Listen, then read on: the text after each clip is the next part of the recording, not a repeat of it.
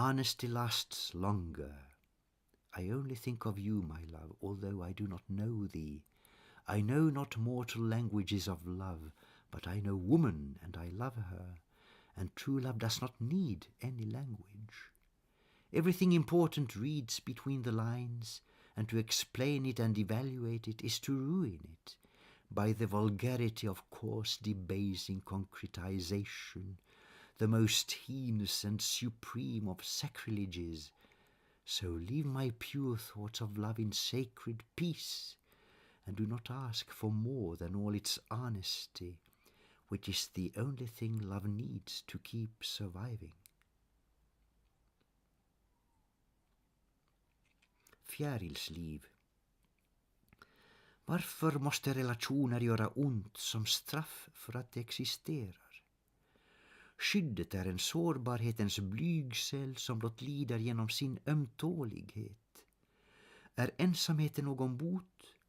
Den helar så att man blir djärv nog att ånyo fria till förintelsen i relationer och på nytt blir skadad i sin sårbarhet och påmind om ömtålighetens smärta som gör mera ont än någon fysisk sådan.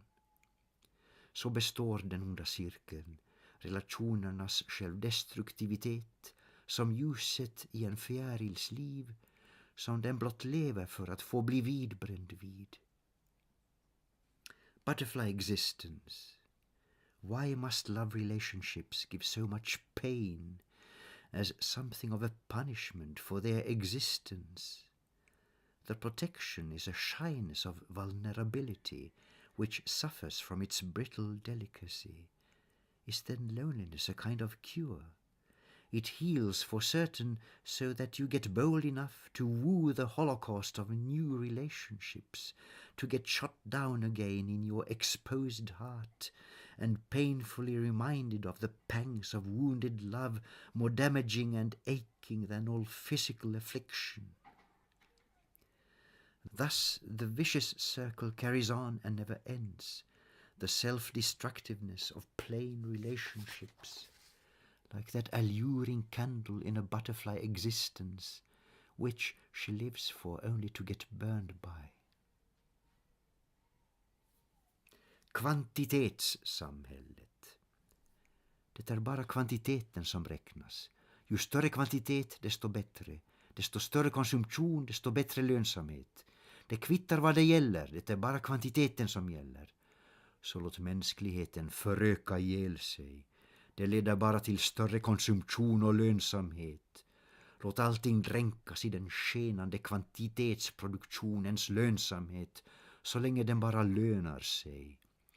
Låt konsumtionskravens syndaflodslaviner bara hålla på och breda ut sig, ty det bara lönar sig. Så vad spelar då kvaliteten längre för roll? Ingen alls i lönsamhetens djungelns lags skenande karusell, som ju bara är till för att köra över allt som inte lönar sig. Så glöm det här med kulturkvalitet och skrota den. Låt rengångbar slang ersätta språket. Låt skvalflödet av kitschmusik ta över alla media. Och med sin hjärntvätt dåna ihjäl all mera harmonisk musik. Och glöm det här med att läsa böcker.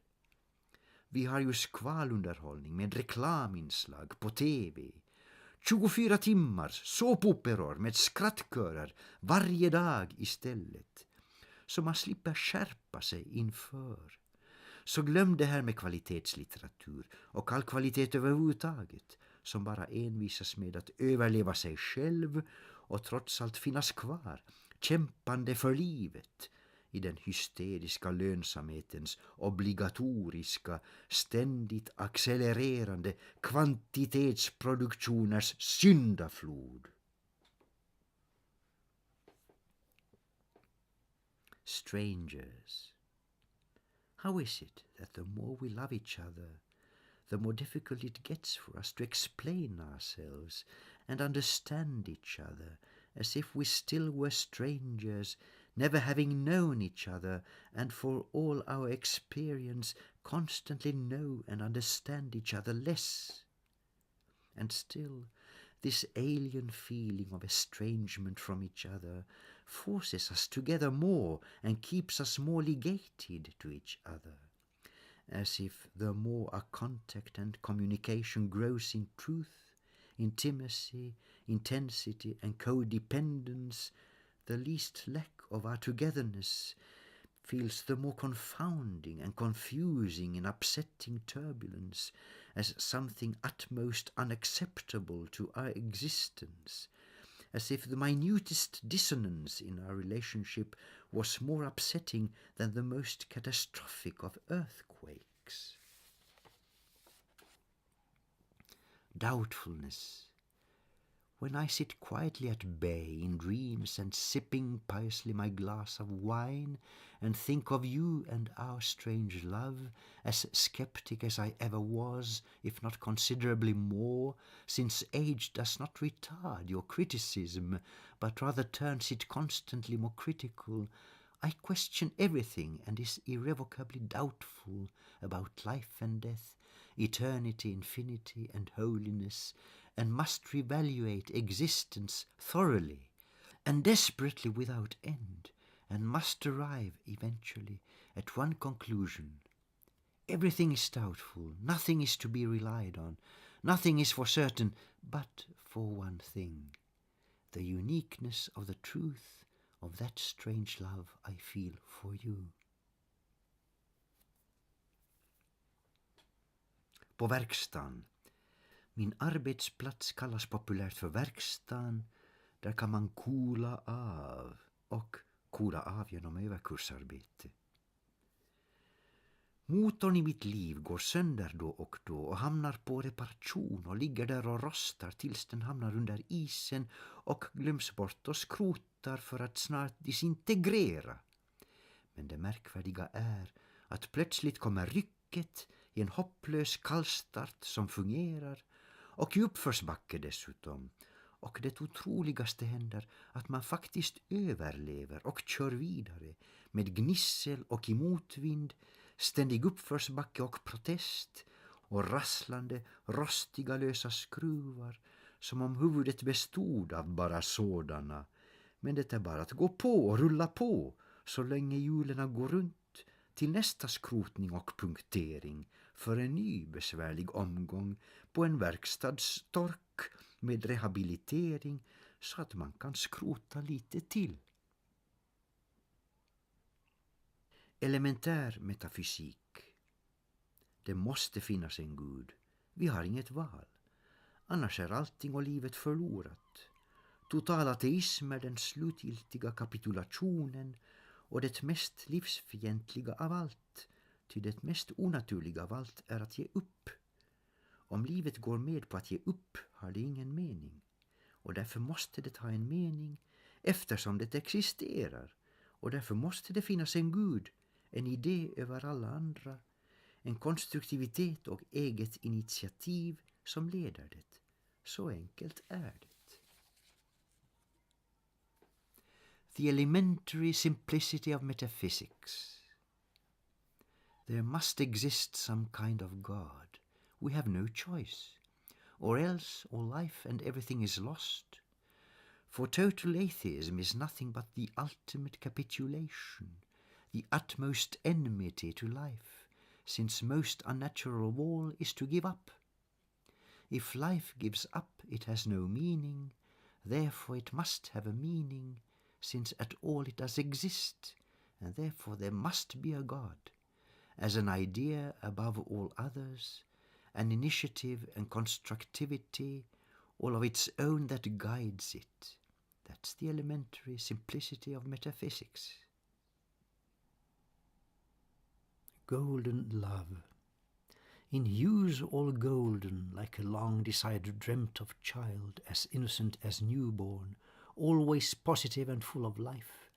Where does that inner beauty come from, that outshines the sun and make all clouds disperse? A joy of simply being what you are in glorious independence, and yet nothing is what it appears to seem. There is a front completely hiding abysses of worrying desperation, like a poker face which you can't know if its expressionlessness hides a full hand or just misery. but souls know better human hearts than outward shows.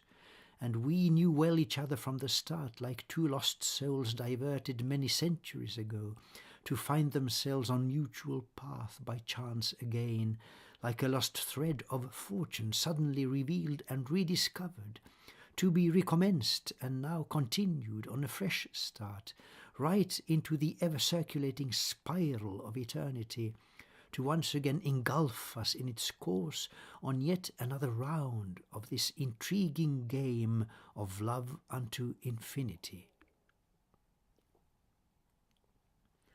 Deep Throat message. Let me write you something really shocking and unheard of in this Puritan community of squeamish sensitivity and no remorse. No tolerance for anything outstandingly upsetting, so let's just calm down and be prepared. The secret is that everything is back to normal. Metaphysics and their balance is restored. The turmoil of the two world wars and their barbarity is over, done with. The atomic age is finished. The horrific Cold War with its terror balance is a fairy tale to frighten little children with. We cured it all, we angels of the hippie metaphysic rainbow movement, by our prayers and the honesty and energy of our will and its constructiveness, so just forget about it. There are new fronts and intrinsic problems coming up, the global warming, problematical complexities above all, and the complex of America's megalomania, with an irresponsible administration trying most pathetically, childishly to cover up the Pentagon reports of long ago that gave the full agenda of the global warming consequences, while the Bush administration chose to comfortably look the other way and cover it all up like any ostrich in the desert. Pardon me for saying so and for revealing these state secrets, but our work has only started. All of you who joined us in the 60s, starting those hullabaloos against the governmental military fascism, have to just keep going on and keep it up. In universal hippie demonstration just for love against all violence, to save the future of the planet and our children. Since we owe it all to them, that life we loved and must be kept alive in all its beauty for the sake of just the sentimental joy of it, for the protection of our human feelings, which is all that keeps humanity alive. Closeness. Far too little we were able to enjoy each other, far too little we could meet embracing tenderly, and far too short our unions ever lasted in comparison with the immeasurable greatness of our love, which, although it kept us together constantly in spirit, that session of eternity of love was just a minute to that lifetime of that love we did deserve. Unfair is life to lovers, never really granting them what they deserve and need and should have naturally. And the greater and more tender and profound their love, the grosser life's injustice looms in terror, like a most unhuman vengeance just for nothing but their happiness. So must we be content with our humiliation, bow to fate in humble piety, prostration and subordination, just in order to survive as lovers, to at least maintain that love that keeps us closer to each other in our spirits than we ever can be joined on earth.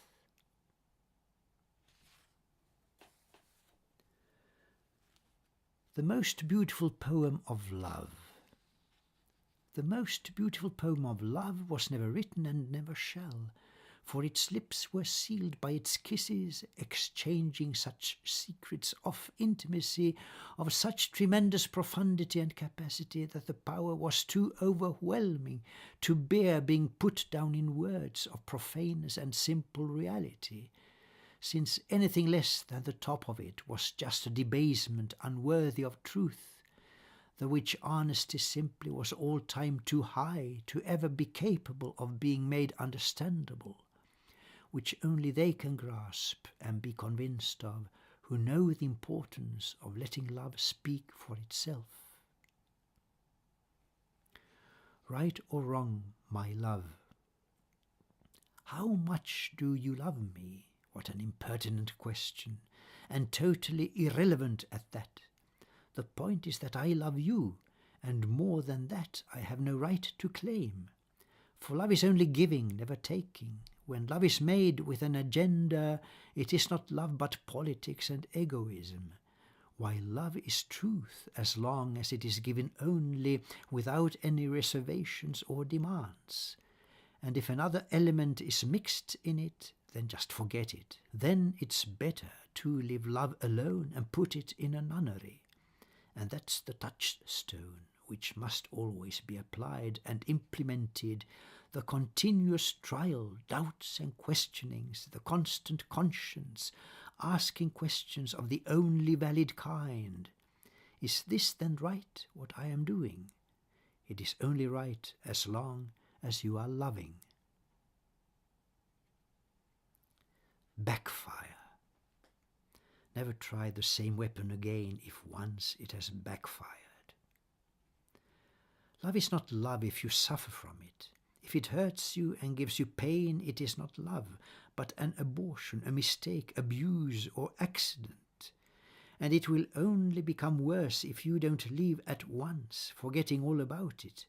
If you struggle on and waste your faith on what has fallen, trying to believe it will recover, giving it a second chance, and then a third, a fourth, and so on, leading only to increased self-torture, self-destruction, wounds that constantly go deeper, hurting more the more you keep supporting it, then that will be the end of your integrity, your peace of mind, your harmony and health, your good sleep and the order of your life.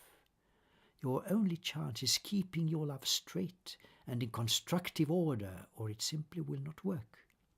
And nothing but the highest effort of the greatest expertise can make love work if once it has been violated.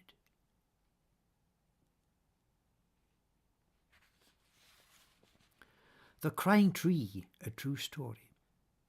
It was a lady who told me the story. She was staying in a house out in the country with an ancient giant oaken tree quite close, with branches stretching over it and roots down deep under the basement.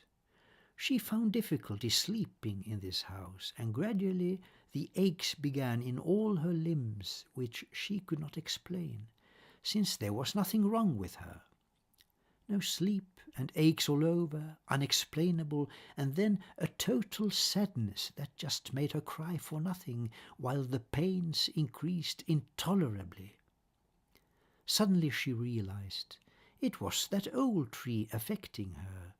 Her female empathy had found communion with a tree which recently had had 2 giant branches cut, which now the tree was seized with anguish for, in pain trying to heal and not to bleed to death. The tree was something like 300 years of age, and at that age to have some amputation is no easy matter. Trees are human, and their DNA is close to our own. It has been proved that when some trees are cut down in a forest, it is felt by other trees, and even trees as far away as in the very other end of that same forest, which is like an organism and a community, where all the trees cooperate, communing with each other.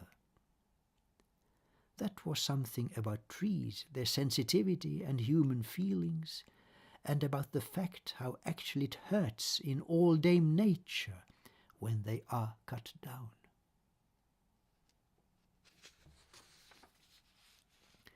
Det gråtande trädet, en sann historia.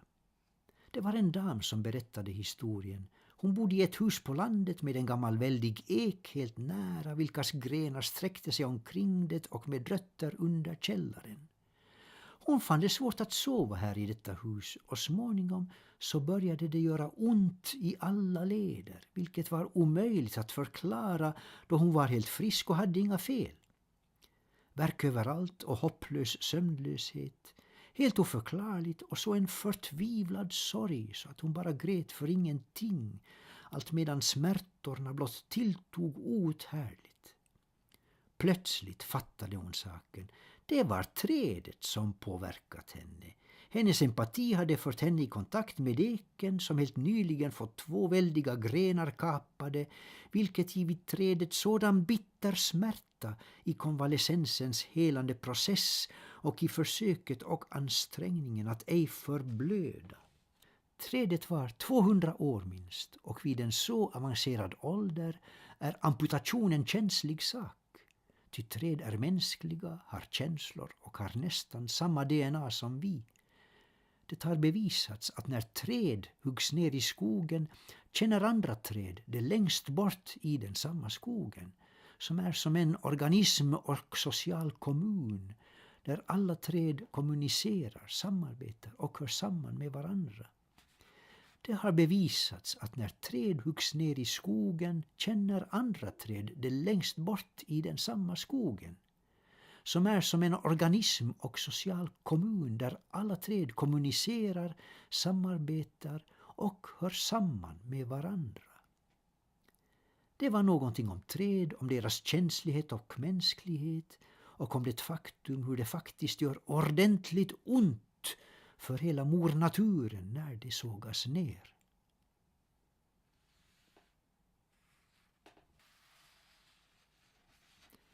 The poisoned Falun Gong practitioner. So far 800 cases like this have become known. I don't know what they do to me. I have been here now for I don't know how long, but I am not alone at least. We are a number in this concentration camp, but I don't know how many, since I cannot count correctly anymore. I don't know why they make us invalids, unfit for work, disqualified for anything, perhaps to show the world how dumb we are, as if the world would close their eyes to what we were before.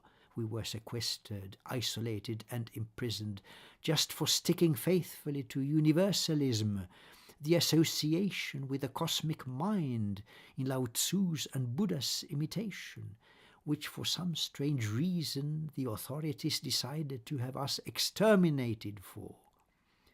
But I must say their methods are peculiar. We are loaded, force-fed with destructive drugs.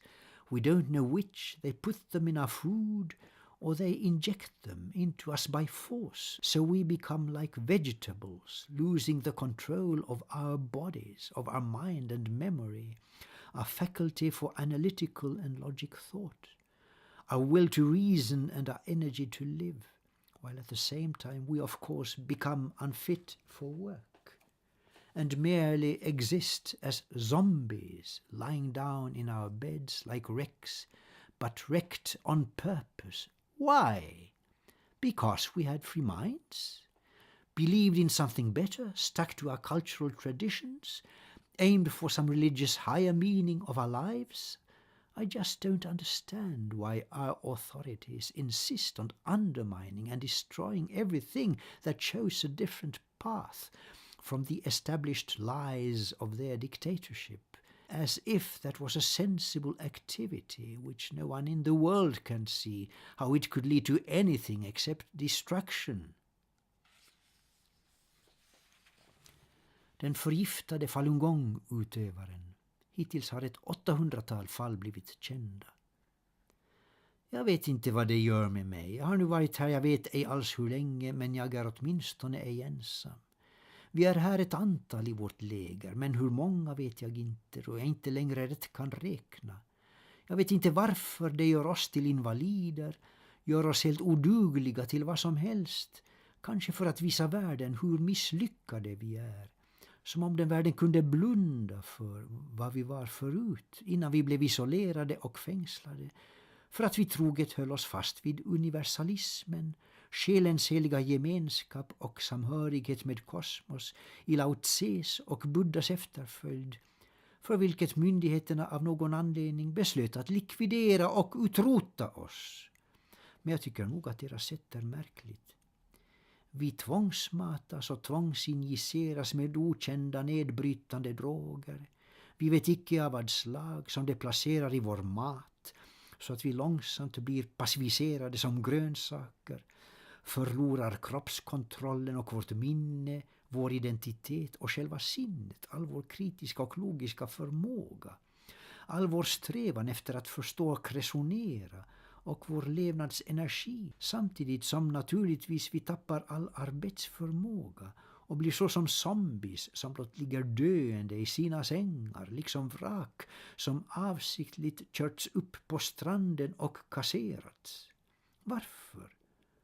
För att vi var fria i vår ande, trodde innerligt på något bättre, höll oss till kulturen och dess traditioner, strävade och sökte efter någon högre mening med vårt liv. Jag fattar inte varför våra myndigheter insisterar på att ruinera och förgöra allt som visar på en annan väg från deras lögners, diktaturers etablissemang. Som om det var en vettig verksamhet som ingen i vår värld kan se hur det kan leda någon annanstans än till förintelse. Scratch. When love is shattered, it is just a trial, since your love can never be completely violated. Even if they kill you, they will not be able to obstruct your love, which is the only continuity you have. The trials are for facing and surviving, the adversities are for withstanding, the defeats are for surmounting and defeating with a vengeance and in glory, for your love can never be completely vanquished. Although all the rapes and violations in the world assail you, and you are humiliated beyond recognition and recovery. Whatever happens, you will always have something remaining, and if only you can start from scratch, you can accomplish anything. The constant heartbreak risk. I would gladly sacrifice my life for you. The problem is, I have no life to sacrifice. It belongs to others, to all those I owe my passion and responsibility, which I am too absorbed by and engaged in to be able ever to let go, and you are simply one of them. My heart belongs to you, though, and there is but one and only one it can belong to, so that is your privilege, which no one else can claim. I have no life, I have no time, no leisure, and no peace. I share my whirlwind of activities with the whole world, but I do have a heart, and it belongs to you. Passion. How much can I love you without being consumed? How far can I go driving on in bolting downhill race of love without falling to my ruin? How far can I drive my own self-torment in the limitlessness of the irresistibility, in the mad rage and lunacy of love? That is precisely the infernal crux, that love can have no limitation, but it must last forever, or it can't exist at all. Tiresome authorities. Do not let the lack of musicality disturb you. Just ignore the nonsense that does not sound well. Leave out the ugliness of everything unhuman, and survive the holocaust of junk and waste, so miserably flooding our tortured civilization. All that counts is music that is never tired of, the melodies that always will be sung, the words that cannot be forgotten, and the poetry that never will give up surviving. Leave the nonsense to mortality, ignore the inundations of oppression by authorities. It is but blather to be buried, vanishing in thin air, worthless as all exercise of power ever was, dissolving with its noise to nothing, like all unsound noise forever will. Since there will always be musical minds like ours, to forever sort them out as mere disturbances, like all noise signifying nothing. My mistress, you are always there, enwrapped in mystery and strange untouchability, and I have never once succeeded in deceiving you, since you alone could master me and without even trying.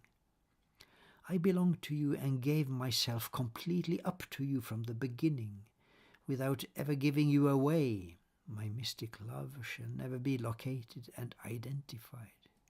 And you will only so remain as long as you remain untouched by the debasing hands of mortal worldliness. My honor and my pride is to belong to you, and to have done so without ever failing you, with all my efforts to deceive you having turned out dismal failures. But our love is not a failure, but the contrary, a humble but consistently improving and increasing story of success, but clandestinely only, to remain forever intact as a mystery of truth and love and life. The Working Artist's Catechism.